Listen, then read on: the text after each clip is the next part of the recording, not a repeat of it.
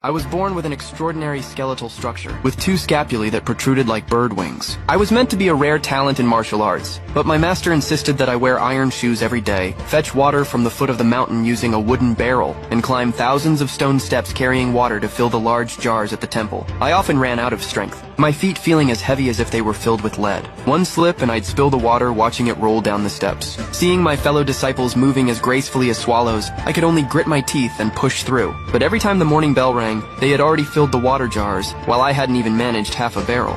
Instead of encouragement, they mocked me mercilessly. My master, seeing my lack of progress, believed I was lazy and idle, warning me that if I didn't adhere to the temple rules, I would be expelled immediately. Hearing I was about to be kicked out, I knelt down in desperation, bowing repeatedly and begging for mercy. To stay in the temple, I knew I couldn't slack off again. I ran back and forth from the foot of the mountain to the top, finally filling the jar. My shoulders were covered in bloody scratches, my feet numb with pain. Just as I was about to take a break, my master came again, scolding me. He ordered me to go chop firewood in the woodshed. After 2 years in the temple, I had learned not a single martial move. My days were filled with water and firewood. I was filled with frustration, and could only vent my anger by staring at the logs. One day while I was brooding, a drunk monk stumbled by. Seeing my downcast expression, he immediately saw through my thoughts. He explained to me that fetching water and chopping wood were the foundations of Shaolin's inner power. Carrying water trained the legs, chopping wood strengthened the waist and back, connecting the upper and lower meridians. This was the highest form of inner strength. Suddenly I understood.